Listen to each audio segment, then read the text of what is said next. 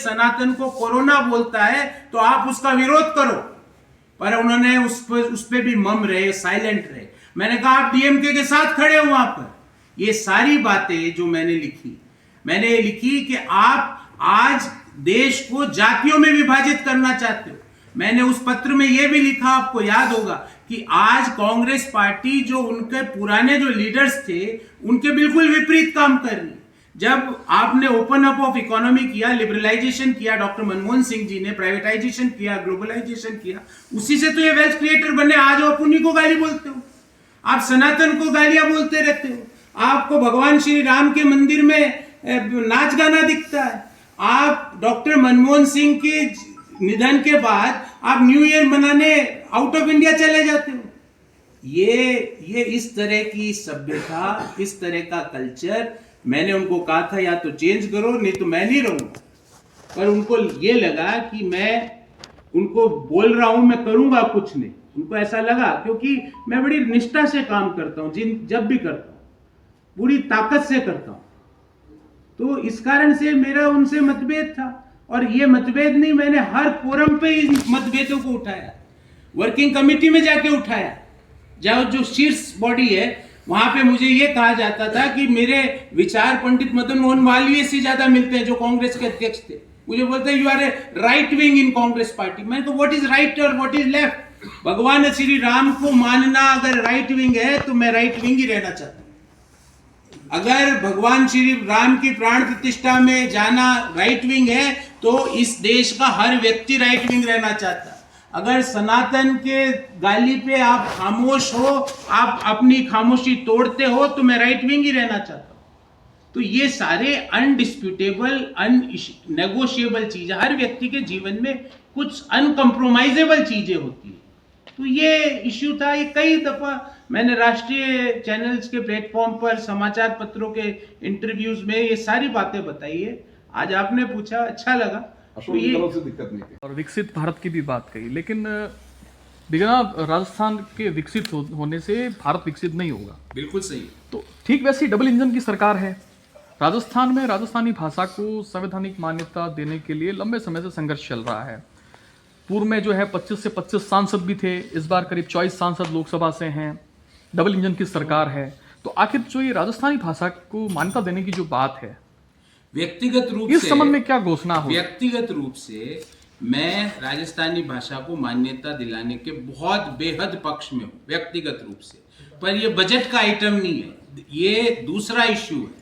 व्यक्तिगत रूप से इसको बजट से जोड़ के नहीं कहा सर, आपने जो कहा ना कि विकसित भारत, मैं आपकी इस बात से भी पूरी तरह से इत्तेफाक रखता हूं कि विकसित राजस्थान विकसित भारत को लेके जाएगा। इस बात को मैं 100% सहमत हूं। इसमें मेरा कोई आपसे डिस्प्यूट नहीं है, और राजस्थानी भाषा को उसका हक मिलना चाहिए, इस बारे में भी मेरा कोई इस पे डिस्प्यूट नहीं है, क्योंकि तमाम देश की भाषाओं को उनका हक मिला है। राजस्थानी भाषा कहीं पीछे छूट गई, उसके कई कारण है, उस पर आज विमर्श नहीं करेंगे, पर हम इसको पूरी जोरों से इसको उठाएंगे। और मुझे उम्मीद है कि आने वाले 1-2 सालों में हम इसको मान्यता, क्योंकि कई लोग, मैं अकेला नहीं हूं, कई लोग, कई संगठन, कई न्यूट्रल फोर्सेस, कई गणमान्य लोग इसके लिए लगे हुए हैं, और मैं जानता हूं उनको व्यक्तिगत रूप से, और वो पूरी शिद्दत से और ताकत से लगे हुए हैं।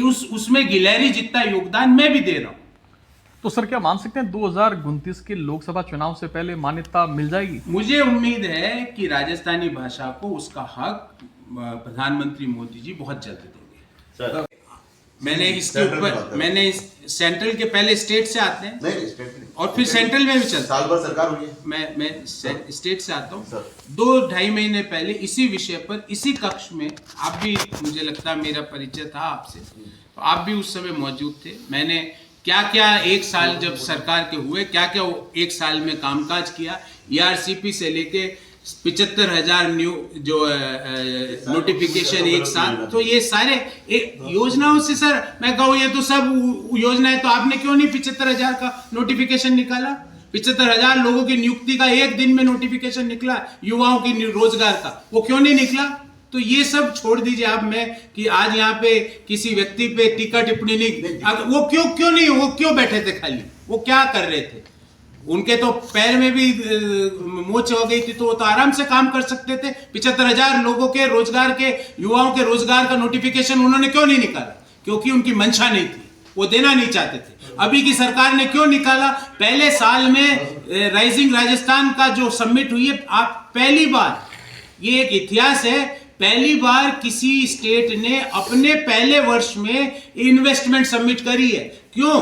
उसका कारण है टेक्निकल बता रहा हूं, ताकि 4 साल तक जो एमओयू हुए उनके पीछे लग के उनको एग्जीक्यूट कराने की मंशा राजस्थान की सरकार की है, भजनलाल शर्मा जी की है, इसलिए ये हुआ है।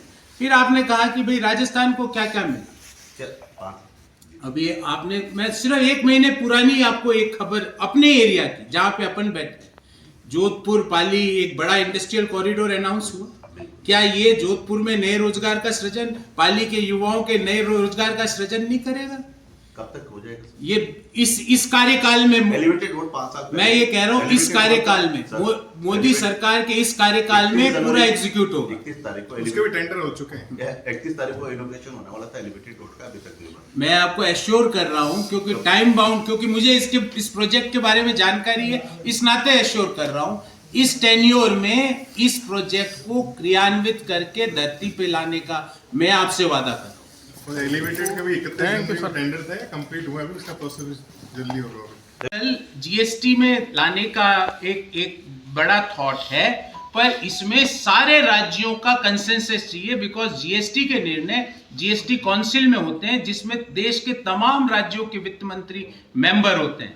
तो देश के जो दूसरे, जहां पे भारतीय जनता पार्टी की सरकार नहीं है, उन राज्यों के वित्त मंत्रियों को भी कंसेंसस में आना पड़ेगा, जो अभी नहीं है, वो उस कंसेंसस में नहीं है कि इसको जीएसटी के अंदर लाया जाए। सर, कांग्रेस सरकार ने कोई मांग करी थी जीएसटी के दायरे में क्यों नहीं लाया? मैं यही तो कह रहा हूं, पर उनके वित्त मंत्री काउंसिल में, एक भी आप बताइए कि कौन सी काउंसिल की मीटिंग में भाजपा की, जहां पर राज्यों में सरकारें नहीं है, उनके वित्त मंत्री ने कहां पर बोला कि इसको जीएसटी के दायरे में लाया जाए? ऐसा एक भी नहीं। ये इसको पॉलिटिसाइजेशन कर रहे हैं। अंदर जीएसटी काउंसिल में दे आर साइलेंट, वो कुछ नहीं बोल रहे, बाहर आके इसको पॉलिटिसाइज कर रहे हैं। पर यह भी आपको ध्यान रखना पड़ेगा कि पिछले 2-3 सालों से पेट्रोल और डीजल के दाम स्थिर बने हुए हैं, ये भी ध्यान रखना पड़ेगा। 2 साल पहले पेट्रोल और डीजल के दाम कम किए गए थे, उसके बाद फ्लक्चुएशन हो रहा है। ऐसा नहीं है कि इंटरनेशनल मार्केट में क्रूड की प्राइसेस बढ़ नहीं रही, फ्लक्चुएशन हो रहा है, पर फिर भी उसको स्थिर बनाए रखने का काम जो सरकार ने किया। एक्साइज ड्यूटी जो पेट्रोल और डीजल के ऊपर लगती है, उसमें कुछ भी छेड़छाड़ करने का काम सरकार ने नहीं किया पिछले 2 साल से अधिक समय से। सर, आपने बजट नहीं आ गया, थोड़ा सा राजनीतिक में शुरू कर दें तो कांग्रेस में ही रहे इतने वर्ष तक, आप अब बीजेपी में आ गए, फर्क क्या लग रहा है? देखिए, इसके बारे में मैंने बड़े विस्तार से कई प्लेटफॉर्म्स पे बात करी है। मैं तो यहीं पे जन्मा हुआ व्यक्ति हूँ और नौकरी के लिए राजस्थान के बाहर भी रहा। आज भी राजस्थान निरंतर, और विशेषकर जोधपुर, पिपाड़ जो मेरी जन्मभूमि है, वहाँ मेरा लगाव है, आना जाना अभी भी मेरा निरंतरता से रहता है। फर्क क्या है वो मैंने कई प्लेटफॉर्म पे ये बात करी है। ऐसा नहीं है कि मैंने कांग्रेस छोड़ने से पहले कांग्रेस के शीर्ष नेतृत्व, और मुझे शीर्ष नेतृत्व में इससे मिलने में कोई प्रॉब्लम नहीं थी, मैं आपको सबके सामने स्वीकार करता हूँ। अगर मैं कांग्रेस के शीर्ष नेतृत्व से अभी 5 बजे 6 बजे मिलना चाहूँ तो मुझे मिलने का समय मिलता था। ये आसाम के मुख्यमंत्री की तरह नहीं था। मैं उसमें किसी व्यक्ति का नहीं, पर मैं अगर 6 बजे मिलना, मैंने अपना 4 अप्रैल 2024 को जो ठीक है, राजनीतिक बोल रहे हैं, उस समय का जमाना था, सबने दे दिया अपने आप को, सबने अपने आप को दे दिया कि